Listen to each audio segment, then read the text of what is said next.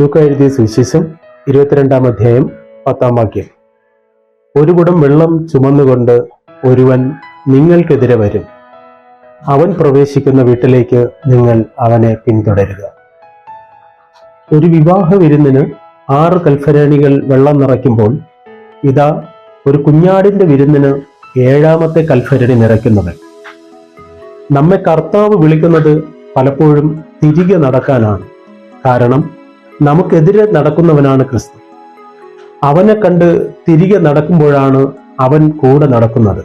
അതിനാൽ അവന്റെ ശിഷ്യന്മാർ ചോദിച്ചു, ഞങ്ങൾ എവിടെ ഒരുക്കണമെന്നാണ് നീ ആഗ്രഹിക്കുന്നത്?